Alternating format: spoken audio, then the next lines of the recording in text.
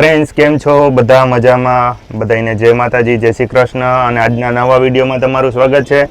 તો આજે મારી સાથે આરતી આવી ગઈ છે, લક્ષો આવી ગયા છે અને આજે જવાના છીએ આપણે ઉપરકોટ.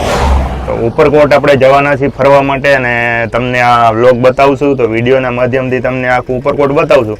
તો વિડીયોમાં બન્યા રહેજો ઠેઠ સુધી અને તમને ઉપરકોટ બતાવીએ છીએ તો વ્લોગમાં. તો હાલો.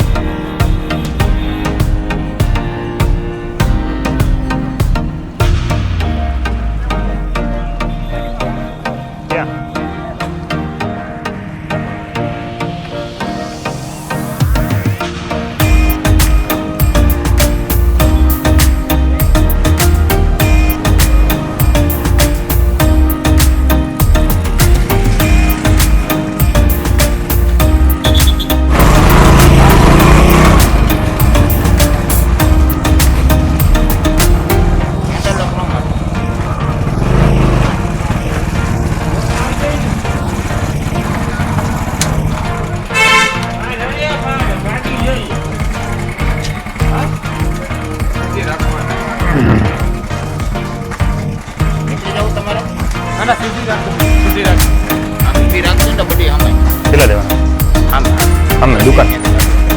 હાલ. હેલો ફ્રેન્ડ્સ, તો આપણે અહીંયા પહોંચી ગયા છીએ ઉપરકોટ અને ઉપરકોટનું પાર્કિંગ છે આ. તો આપણે અહીંયા ગાડી પાર્કિંગ કરી દીધી છે અત્યારે અને હવે અહીંયા આપણને એક રસીદ આપશે. આપણી રસીદ લઈને અહીંયા અહીં જે પ્રાઇસ છે એ પ્રાઇસ તમને હું કહી દઉં ગાડી પાર્કિંગની.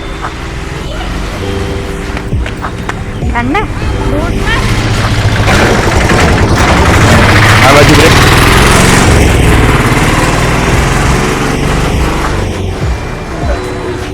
આ બાજુ ગાડી પાર્કિંગની સ્લીપો આપે છે ભાઈ. આપણી ગાડીની 7341 સ્પ્લેન્ડર 7341 ટુ વ્હીલર છે. નામ બોલો. શરદ ધોળકિયા.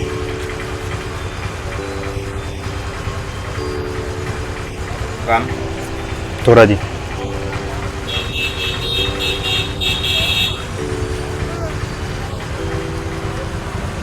ગાડી નંબર 7341.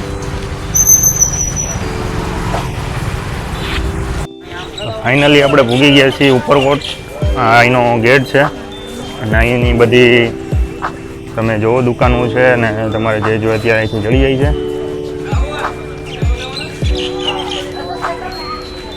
અને આ બધું લક્ષો ને આરતી.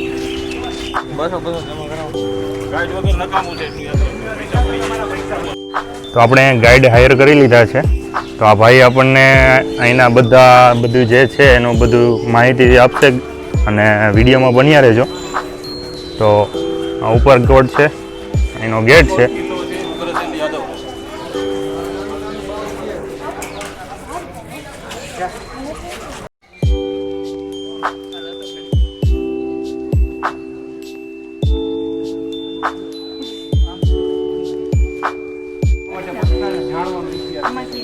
હા, તો આપણે અહીંયા બેગ છે, અહીંયા લોકર છે, લોકરમાં મૂકી દઈએ અત્યારે અને ઉપર આપણે જઈએ છીએ તો ઉપરના વ્યૂ તમને બતાવીશ. તો બેગનું વજન છે એટલે બેગને આપણે અહીંયા લોકરમાં મૂકી દઈશું. ખાલી સ્ટીક પાણીનો શીશો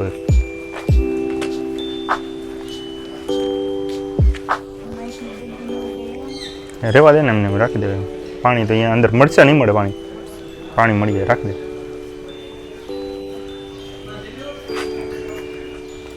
લોકરનો ચાર્જીસ અહીંયા છે, વાં છે. 1 કલાકનો 24 રૂપિયા છે, લાગશે એના કરતાં વધારે થશે 2 કલાકનો ચાર્જ લાગશે. ભલે વાંધો નહીં. પહેલાં તમારે 100 રૂપિયા ડિપોઝિટ દેવાનું. ઓકે.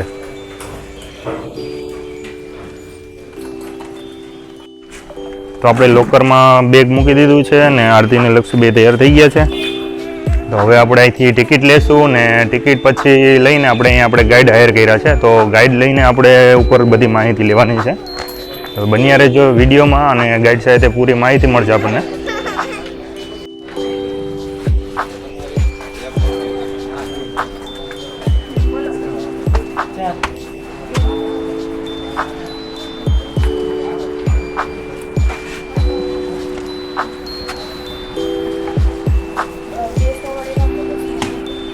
તમારે કેટલી છે? 400 રૂપિયા. આપણે બે ટિકિટ ને એક છોકરો છે 4 વર્ષનો ધોરાજીથી.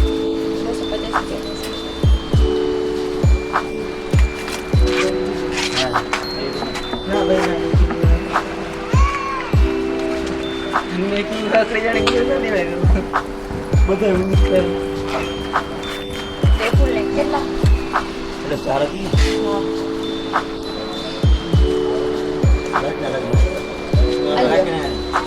ગેસ ભરે ને અલ્યો 2 ફૂલ લે.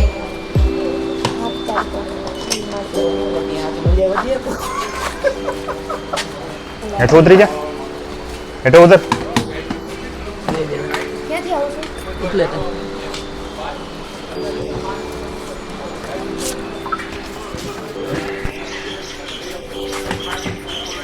તો આપણે અંદર ટિકિટ લઈ લીધી છે. હવે આપણે ગાઈડની ટિકિટ લેવાના છે. ગાઈડની ટિકિટ કેટલા વ્યક્તિ છો તમે? 2. 472 રૂપિયા થશે.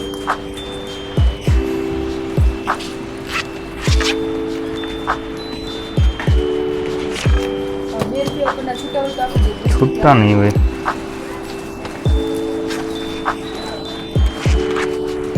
અંદરની કઈ ટિકિટ લેવા માટે અહીંથી કે અહીંયાથી?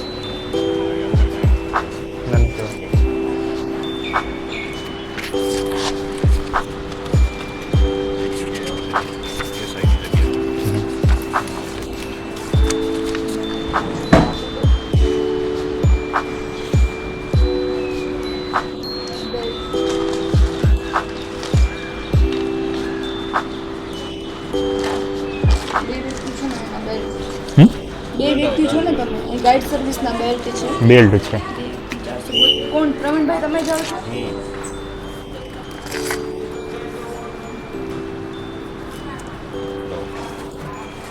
તો આપણને આપણા ગાઈડ છે એ આપણને બેલ્ટ પહેરાવી દે છે અત્યારે. ગાઈડ સર્વિસ છે આપણા અને અંદરની બધી માહિતી આપણને દેવાના છે અને આવા બેલ્ટ પહેરાવે છે.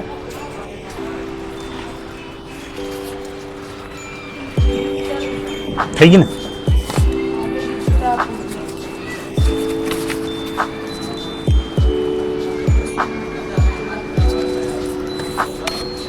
થઈ ગયું?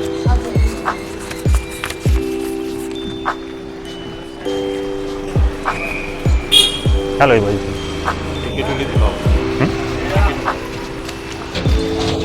હલો ફ્રેન્ડ્સ, તો આપણને આવા ગાઈડ સર્વિસ છે. શું નામ તમારું?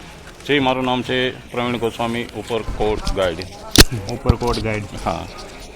તો શું તમે આપણને અંદરની માહિતી અંદર બધી? ટોટલ 9 કિલોમીટરનો કિલો. 9 કિલોમીટરનો કિલો. એની અંદર આપણે ફરવાનું 3 કિલોમીટર. 3 કિલોમીટર ફરવાનું છે. એની અંદર શરૂઆત થશે તોરણ ગેટથી. તોરણ ગેટથી. તોરણ ગેટથી આપણે આગળ હાલશું ખોડિયાર મંદિર. ખોડિયાર મંદિરથી આવશે પથ્થરની ખાઈ. પથ્થરની પથ્થરની ખાઈ પછી આવશે નીલમ અને માણેક તોપ. નીલમ અને માણેક તોપ. એ પછી આવશે રાણક દેવીનો મહેલ. રાણક દેવીનો મહેલ. એ પછી આવશે બુદ્ધિસ્ટ કેવ, યાને કે ભગવાન બુદ્ધની ગુફા. ભગવાન બુદ્ધની ગુફા. એ પછી આવશે અડી કડીની વાવ, નવઘણ કૂવો, ના જોવે એ જીવતો મુવો. જીવતો મુવો. હા. બરાબર. એના પછી આગળ હાલશું એટલે નવઘણ કૂવો, જે 9 માળનો કૂવો કહેવાય. 9 માળનો કૂવો. હા. એના પછી આવશે અનાજના કોઠા. અનાજના કોઠા. હા, જેમાં 12 વર્ષ સુધી જુનાગઢ ઉપરકોટ પર ચડાઈ થયેલી. બરાબર. જે કરેલી હતી સિદ્ધરાજ જયસિંહ સોલંકીએ જુનાગઢની રાણી રાણક દેવીને લેવા માટે 10,000ની સેના જુનાગઢની ઉપર ચડાઈ કરેલી. બરાબર. ત્યારે આ મેન ગેટ બંધ થઈ ગયેલો. હા. 12 વર્ષ સુધી અંદરની પ્રજા બરાબર અનાજ હતું આપણી પાસે અનાજ ભંડારની અંદર, એટલે 12 વર્ષ હાલ્યું, 13મે વર્ષે અંદર અનાજ ખાલી થયું. બરાબર. એટલે પહેલી વાર આ ગેટ ખોલ્યા અનાજ માટે. અનાજ માટે ગેટ હા, ખોલ્યા. ગેટ ખોલ્યા. સગા બે ભાણેજ, એનું નામ હતું દેસડ અને વિસડ, બરાબર. એણે ગેટ ખોલાવ્યા હતા. હા. અને અડધો કિલોમીટર આગળ ગયા તો સિદ્ધરાજની સેનાએ એને કબજે કરી કબજે કરી લીધા. હા, લીધી. તો કે આ ગેટ તું મને ખોલાવી દે. સિદ્ધરાજ કે આ ગેટ મને ખોલાવી દે, બરાબર. કેમ કે આ રાણી માટે મેં 12 વર્ષ કિલ્લાની બહાર તપસ્યા કરી છે, હા. અને હવે હું મોકો નહીં જવા દઉં, બરાબર. માટે આ ગેટ તું ખોલાવી દે. હા. ત્યારે એ બે ભાણેજે કે એના બદલામાં મને શું મળશે? તો કે જૂનાગઢની ગાદી, બરાબર. જુનાગઢની ગાદી. ગાદી તમને આપી દઉં છું.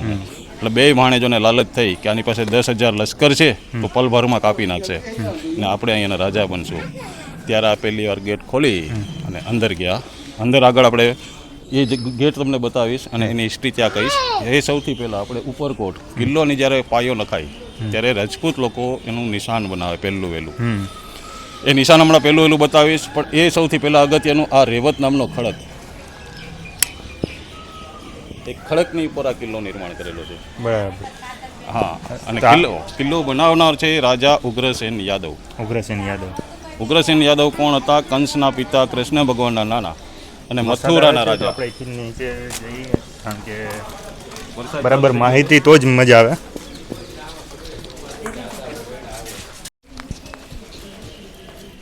જો આ એ સમયનું નિશાન, જે ઢાલ અને તલવાર રજપૂત લોકોએ બનાવેલું એ સમયનું નિશાન. આ એ ઢાલ અને તલવાર 5,500 વર્ષ પહેલાંનું નિશાન. એમ કહેવાય છે કે એ સમયનું આ નિશાન છે. જ્યારે ફોર્ટ ઉપરકોટ કિલ્લો બનાવવાની શરૂઆત થાય ત્યારે રજપૂત લોકો સૌથી પહેલું એનું નિશાન બનાવે. હવે અહીંથી આગળ હાલશું. 1472ની સાલમાં બનાવેલી હનુમાનજી અને ગણપતિજી, આ બે મૂર્તિ. રામ મંડલિક નામના રાજાએ એક જ પથ્થર કાપીને બે મૂર્તિની સ્થાપના કરેલી છે. પહેલા હનુમાનજી અને બીજા ગણપતિજી. એ સમયે સૌરાષ્ટ્રની અંદર જાત્રાઓ શરૂ થયેલી. સૌથી પહેલી વાલી જાત્રા શરૂ કરનાર છે ભગવાન કૃષ્ણ, બલરામ, સુભદ્રા અને અર્જુન. અને એનો શિલાલેખ આજની તારીખે બોરદેવીની જગ્યા પર મોજૂદ છે. એ શિલાલેખની અંદર અર્જુન અને દ્રૌપદીના લગ્ન કરેલા. અને એ શિલાલેખ આપણે બોરદેવીની જગ્યા પર રસ્તામાં આવે છે. જ્યારે પરિક્રમા કરીએ ત્યારે રસ્તામાં આવે છે. એમાં એનો ઉલ્લેખ એ સમયનો સંસ્કૃત ભાષાનો ઉલ્લેખ છે કે જુનાગઢની જાત્રા ત્યારથી શરૂ થઈ. હવે અંદર જુનાગઢમાં તમારે પ્રવેશ કરવો હોય તો આ એક જ રોડ, બીજો કોઈ એ સમયે રોડ હતો નહીં. આ એક જ એન્ટ્રી હતી અને એટલા માટે આ બે મૂર્તિ સ્થાપના કરેલી છે. શું કામ કે અંદર જ્યારે તમે જાઓ ત્યારે આ મૂર્તિ પાસેથી પસાર થવું પડે તમારે. અને એ સમયે અઘોરી લોકો જુનાગઢમાં વધારે, એટલે અઘોરી લોકોની જે તપસ્યા હોય, સાધના હોય, એ આ મૂર્તિ પાસેથી તમે પાસ થાવ એટલે બધું બળીને ભસ્મ થાય સાધના. એટલા માટે થઈને આ રામ માંડલિક નામના રાજાએ બે મૂર્તિ બનાવેલી.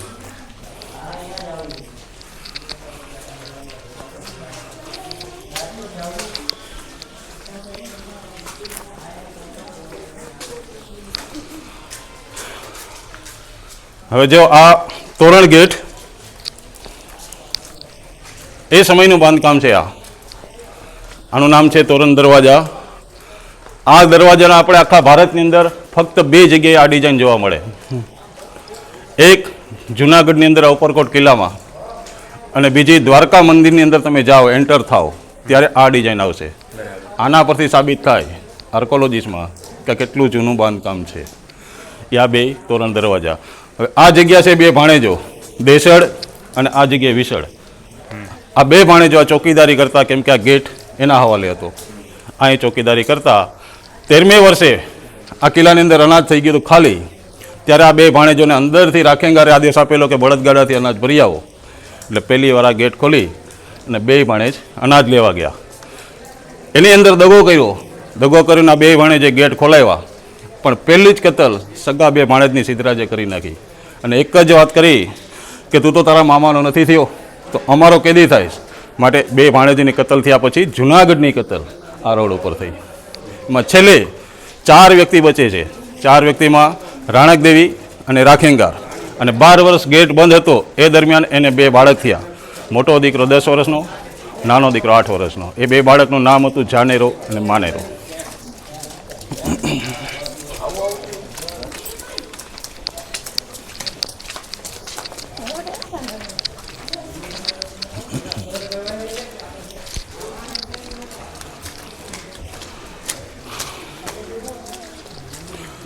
જો અહીં આપણે દર્શન કરી રહ્યા છે એ છે સ્વયંભૂ પ્રગટ માં ખોડિયાર, અને આ બાજુ છે માં વરુડી, જે ચાહલ નામની દીકરીને વારે થયેલા એ આ માં વરુડી, અને અહીંયા આ ખોડિયાર.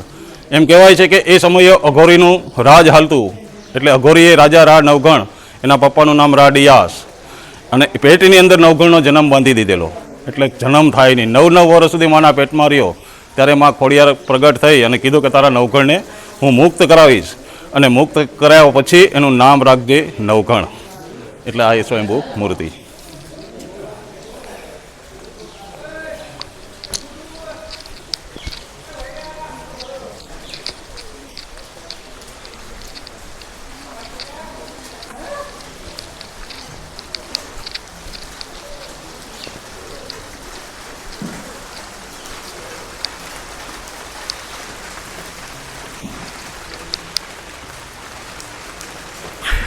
હવે હાલ આપણે અત્યારે આગળ જઈશું. એ આખી આ રેવત નગરી નામનું ગામ, જૂનું જુનાગઢ એટલે કે રેવત નગરી, રેવત નામના ખડક ઉપર મેં તમને બતાવ્યો અગાઉ. એ આખો ખડક આ વચમાં કાપેલો છે, જોઈ લેજો, અને અંદર ગામ વસાવેલું જેનું નામ હતું રેવત નગરી.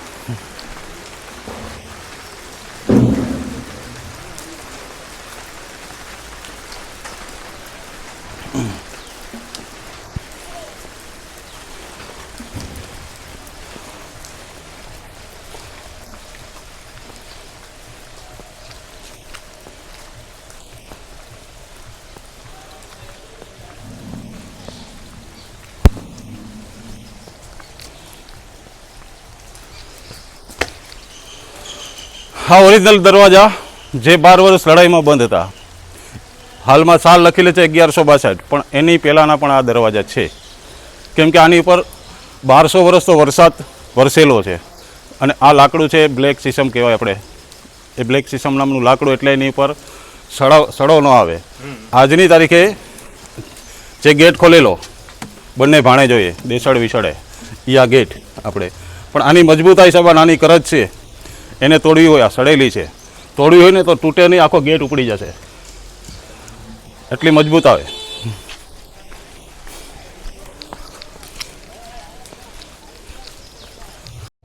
હવે હાલ જે દેખાય છે આખા કિલ્લામાં ફરતી ખાઈ લગાવે રાજા લોકો. આ ખાઈ એટલા માટે લગાવે કે આને ઘાસ અને પાંદડાથી ઢાંકીને રાખતા. હાલમાં 100 ફૂટ આની ઊંડાઈ છે, ઘાસથી ઢાંકેલી હોય. એ સમયે લાઇટ હતી નહીં, એટલે જ્યારે દુશ્મન આવે તો એને રસ્તા જેવો રસ્તો લાગે, ખબર ન હોય કે આ ખાઈ છે. ઘાસ પાંદડાથી ઢાંકેલું હોય એટલે સડેલું હોય, એટલે સીધા ખાઈમાં જાય. એની અંદર પાળેલા હતા 250 મગર.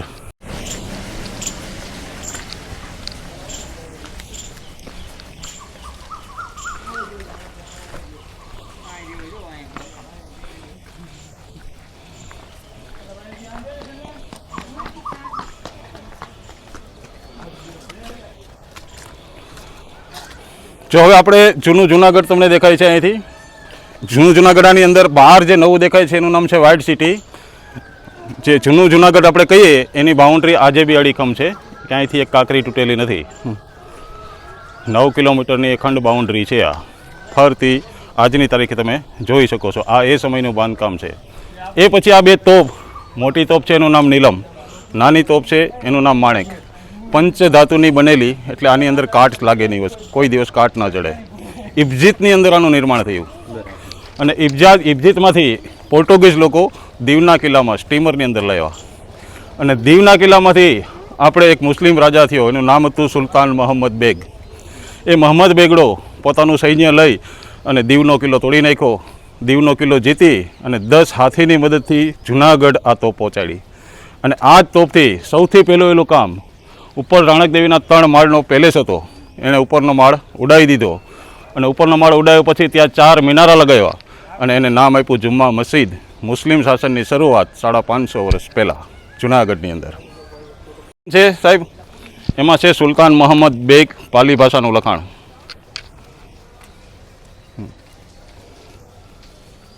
હવે મોટી તોપ છે એનો બારૂદ જાય આ બાજુ 9 કિલોમીટર, અને એક આરે 200 થી 250 માણસ સળગાવી દેતી.